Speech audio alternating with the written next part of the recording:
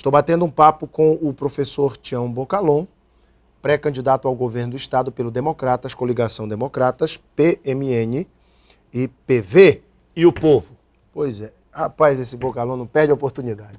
Prefeito, eu deixei 2 perguntas no bloco anterior. Foi. Quero começar pelo cenário.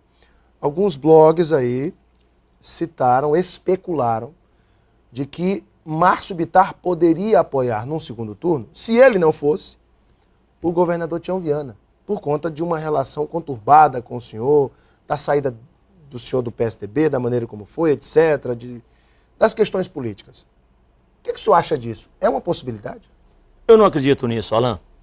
Eu não acredito.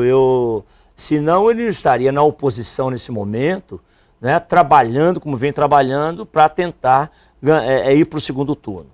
Eu tenho certeza absoluta que no segundo turno, se eu estiver lá, o grupo que está junto com o Márcio com certeza virá. E se o Márcio estiver lá, com certeza nós e o nosso grupo estaremos lá. Não, isso são especulações, Alan. Você sabe que muita gente joga casca de banana para você escorregar, não é isso? E casca de banana não vão faltar nessa estrada nossa até as eleições do dia 5 de outubro. Então a oposição se unirá num eventual segundo turno? Não tenha dúvida, é a união que o povo está pedindo. Essa união do segundo turno. Voltando àquele tema também do bloco anterior, eu ouvi algumas falas suas na rádio, inclusive o senhor disse, olha, o Acre nada produz, o Acre está falido, etc. Então por que o senhor quer ser governador do estado? Já que o senhor quer pegar essa situação toda aí, me explique isso. Olha só, Alan, na realidade o estado está quebrado. Vamos ser honestos, com tanto endividamento, e agora... O senhor tem os dados? Foram 30, o endividamento passa de 5 bilhões e 200 milhões que foram pedidos de autorização na Assembleia Legislativa. É muito dinheiro, Alan. O Jorge e o Binho, em 12 anos, pegaram 2,2 bilhões.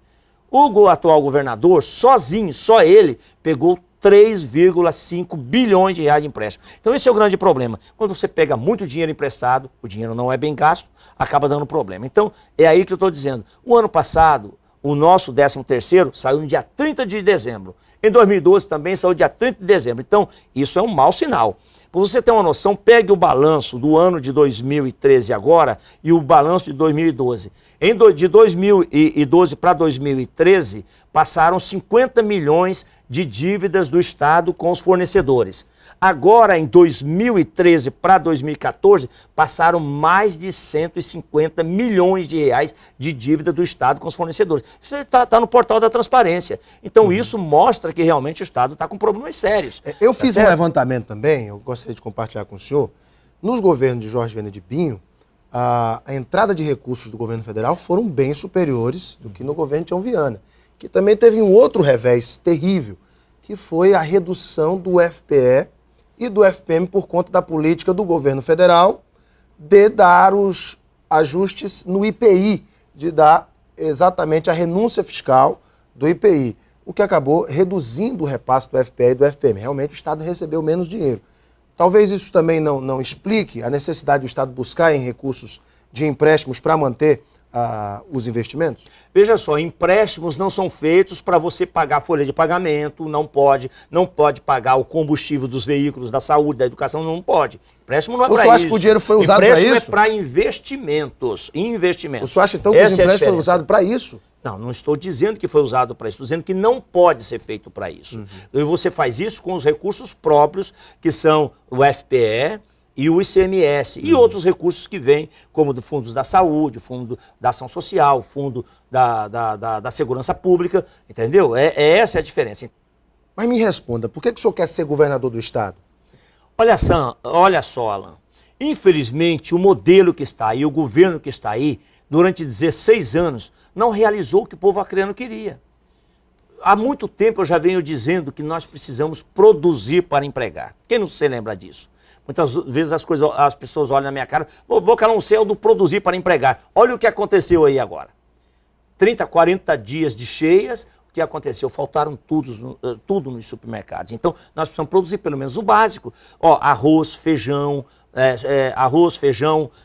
tomate, repolho, leite. Só acho que dá para produzir tudo produtos, isso em larga escala para abastecer. Não tenho dúvida, nós precisamos produzir no Estado. Entendeu? A gente produzindo isso, a gente deixa de gerar muitos empregos lá fora, vai gerar aqui, são mais de 300 milhões de reais que nós mandamos embora só para comprar esses produtos. Ou seja, geraríamos aqui mais de 3 mil empregos. Então, o choque de gestão que eu tenho falado constantemente... Que eu ia lhe perguntar, o senhor fala de choque de gestão durante suas entrevistas.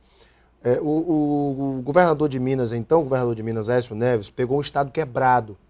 E ele, no seu choque de gestão, além de aplicar no serviço público métodos da iniciativa privada, como a meritocracia, redução de gastos, aplicação de vários métodos de administração privada na administração pública, ele cortou muitos cargos, ele demitiu gente. Como é que o senhor vai fazer o seu corte aqui também? Como é que vai ser isso? Olha só, Alan, não tem esse negócio de cortar o pessoal que já trabalha, o pessoal que já tem estabilidade, não existe isso.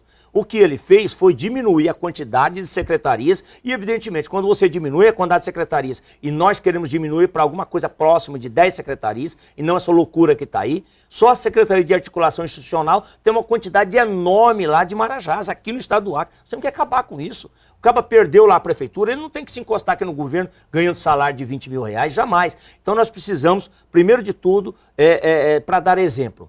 O governador de São Paulo ganha pouco mais de 20 mil reais. O governador do Acre ganha 26 mil reais. Então vamos adequar isso, vamos baixar isso. O senhor vai reduzir o salário do governador? Claro.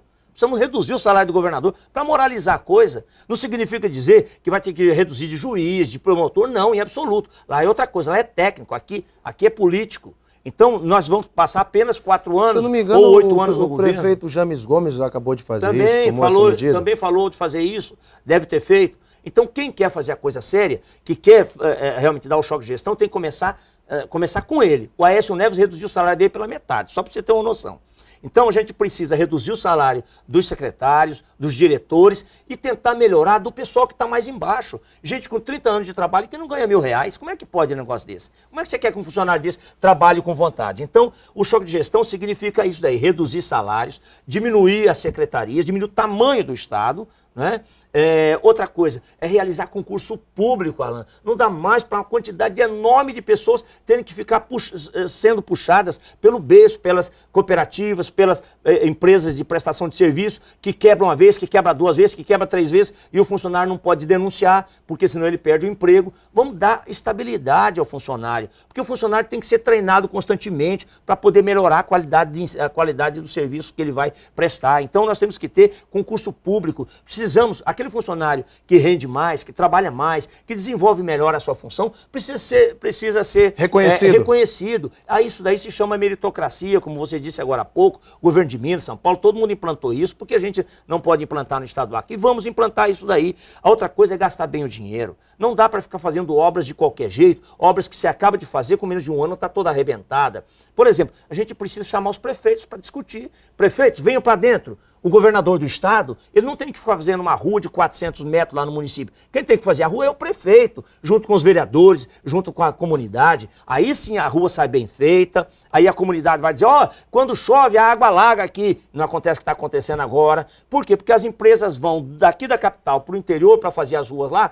O prefeito não pode dar pitaco, o vereador não pode falar nada, a comunidade não pode falar nada. Então, quando você coloca a responsabilidade na mão do prefeito, todo mundo participa. Então nós precisamos ser governador para poder trabalhar com as prefeituras. Eu sou municipalista.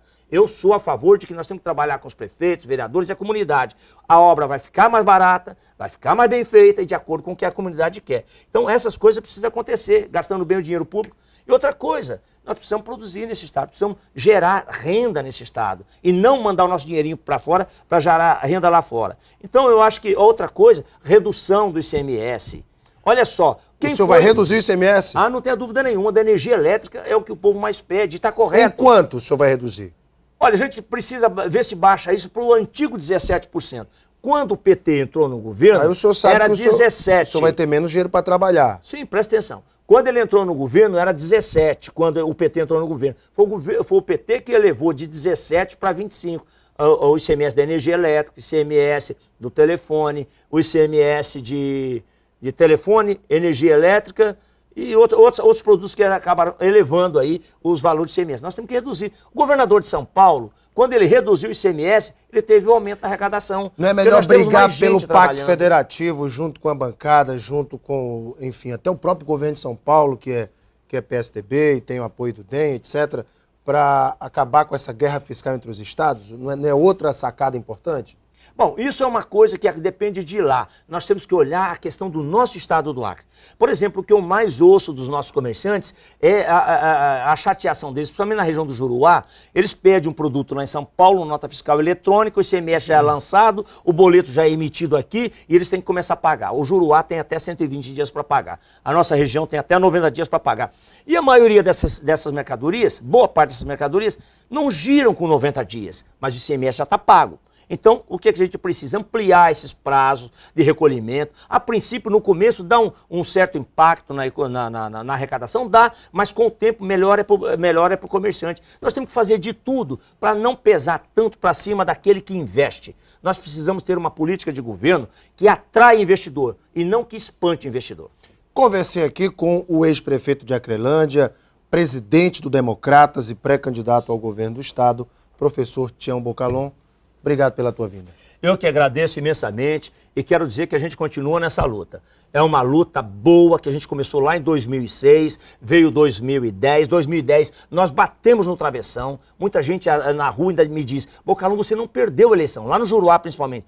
Você não perdeu a eleição foi roubada, a eleição foi tirada. Então agora, dessa vez, Bocalon, vai ser o segundo turno de 2010. A gente vai tirar isso a limpo. Então eu acho que esse é o caminho. Então, muito obrigado a você, obrigado a todos que estão nos vendo, um abraço, fiquem todos com Deus e a esperança continua.